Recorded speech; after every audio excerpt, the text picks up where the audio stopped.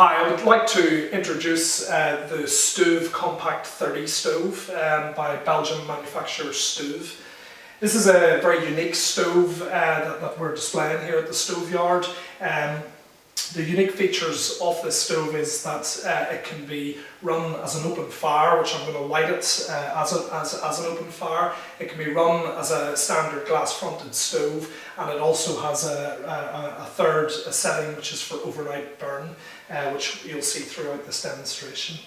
First of all, I'm just going to light the stove. I've got kiln dried sticks in the stove, and I'm using a burner fire starter fire lighter. So if we just light this up.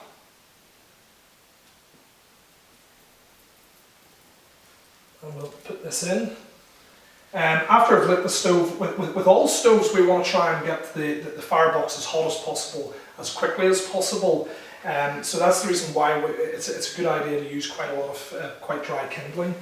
I've got a couple of smaller sticks here which I'm just going to put in front of the fire here. As I said, we've got it in the open fire mode here, so I don't need to open the door. I can just put my hand straight in through the front of it. But we'll get the open fire going, and we'll give that a few minutes to take light.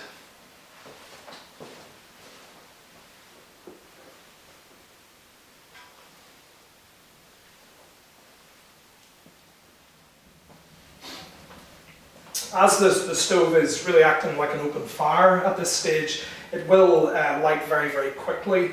Up in the throat plates on the top of the stove, there's a little regulator. It almost acts like a flue draft stabilizer on the top of it, so it will open and close and regulate depending on how much flue draft is present in the flue and the amount of air in the room. So you can see that we're getting a fire very, very quickly from a single fire lighter. We'll give it another couple of minutes and then we'll come back to it.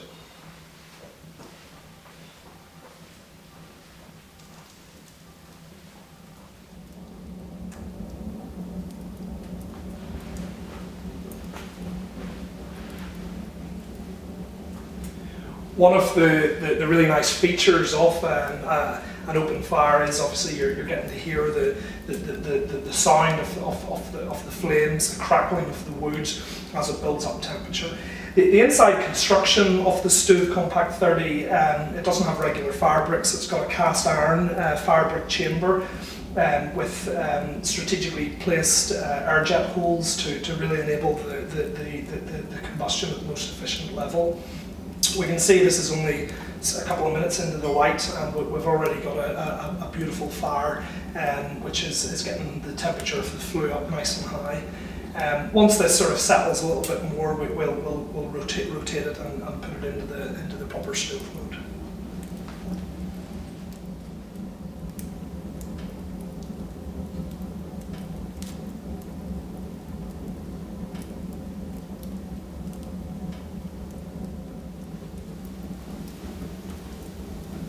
Again, with the drum being able to rotate in this, what it kind of means is that in the lighting stage, the glass fronted part of the stove is in behind the chamber. So whenever the stove's at the lowest temperature, you've got the highest risk of smoke and dirt coming from the combustion process, creosote coming onto the glass. So we can see from this that the cast iron bricks, because they were cold, we've just lit this stove, have attracted a little bit of creosote as a little bit of soot from the flue gases. The difference between smoke and flame is temperature. So at a low temperature, the combustion is quite dirty. At a high temperature, the combustion is clean. So what we want to try and do whenever we're lighting the stove is get up to the temperature before we bring the glass round. That way we're guaranteeing the glass will stay perfectly clean for the efficient burn. In the open fire mode, as we have it here, the main lever for controlling the operation of the stove is controlled at the bottom. In the open fire mode, this doesn't actually do anything. The fire is just drawing all of its air from the room. But we'll see this working in the stove mode. So I'm now going to put it into the next setting, which is the stove mode. To do that, we've a cover on the bottom here, which we can open up. We have a single operation tool that comes with the stove. This is used for rotating the drum around each of the settings, and also used then for opening and closing the door through the other end. But what we do is we set this in here. It's very easy to do. We just lift this out and the drum rotates round. So the next setting is the stove setting. And here we have the stove. So we're now going to be controlling the stove through the lever at the bottom. And just because again we are just in our pre-fire, I'm going to put it up to the highest setting. You can see here that there is a good controllability. I can drop that down, but we're going to just keep it burning just with a little bit of air coming through it. Again, just to try and get the temperature up as high as possible. We'll let that burn for a few minutes. So the pre-fire is burning very, very nicely here. We're getting the stove temperature up very, very well in the chamber of the stove. We can see the little jet holes at the back where the tertiary air is coming through. This is giving a third level of combustion within the fire chamber. We've got the stove just sitting just slightly above medium on the setting here. Really at this stage we can turn this down a little bit, and you can see the controllability just from turning that down and how it affects the flame. So we'll just set it to the sort of the second setting here roughly. And we'll let that burn for a few minutes, and then we'll do a refuel and put in our first main load of wood for the fire. The stove's been burning roughly about 15 minutes now, so we've, the pre-fire's burnt down into nice embers, so I'm ready now to do my first main refuel. To do this, we will want to increase the temperature. When we last left it, we had it down quite low. So we'll want to increase the amount of air flowing through the stove, so I'm going to increase that now. The wood's very carbonated and is burnt down. We can see the embers are glowing nicely in red. There's still a little bit of flame on it, but the stove is now ready for the refuel. To open the stove, you have a control here, a control handle, which we just insert in here and turn clockwise. We can open this up, and that's us now ready to insert wood. I'm wearing mitts here as the temperature inside the firebox is very, very high. I'm just going to break down the embers into nice coals, and we'll set these up nicely in an upright position so we'll get nice long flames coming from.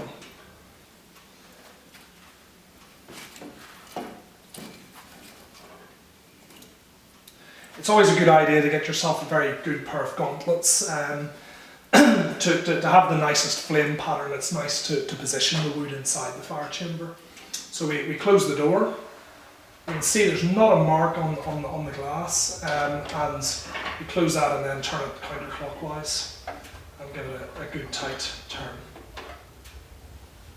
The fire, we put it to the maximum setting there, so you'll see very, very quickly the refuel taking place. Once it's caught, then we can lower the amount of air coming through and run into a much more efficient burn.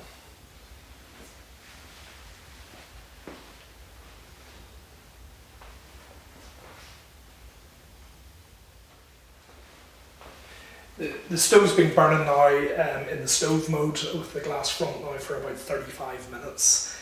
So we're going to lower the flames down. You can see that the wood's carbonated, so you can start to see the whiteness coming through on the wood. We even see that the cast iron fire bricks on the back of it have all started to clean up from the pre-fire. So we can really cut the air down. I mean, if we cut it down fully, we can see the controllability. You know, the air is just reduced greatly down. So at this mode, we're burning at the most efficient. The output of the stove has a range between 3 and 9 kilowatts. It's greater than 80% efficiency, so it has a nominal output of roughly about 6 kilowatts. Again, it's designed very much for low energy houses in mind, as well as more traditional houses. For the low energy houses, we can bring an external air feed directly into the stove, so in the operation of the stove, we don't need to draw air from the room. Obviously, whenever it's burning with the open fire mode, there would need to be ventilation requirements perhaps for that, depending on the age of the house. We can see now, just with the air cut really far down, we've just got enough flame there to keep it going. At this rate, we're going to have quite a prolonged burn. We'll just let it run for a few minutes like this, and then we'll show the third setting on the stove.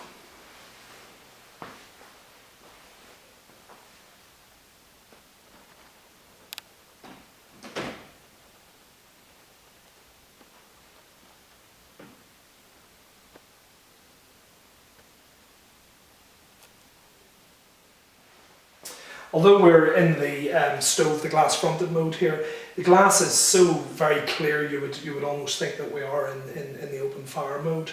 The last setting that I would like to show you is the overnight burn mode. Again, just opening the drawer at the bottom and using the little hand tool, we pull this out, spin the drum round, and we've got the overnight burn mode.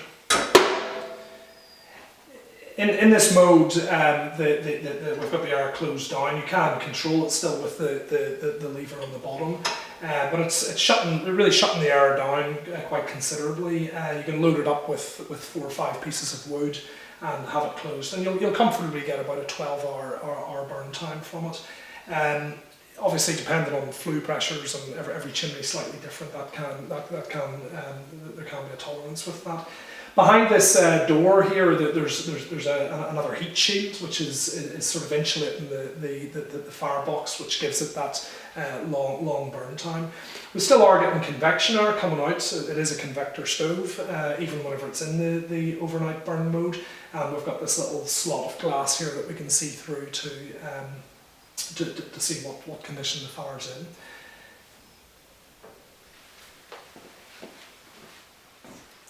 So we've been burning it just for a short period here in the overnight burn mode.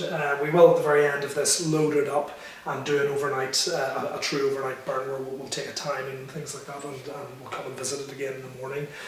So yeah, this is, to summarise, this is the Stuv Compact 30, a 3-in-1 stove, a truly unique stove. We absolutely love it. We're very excited about it in the stove yard.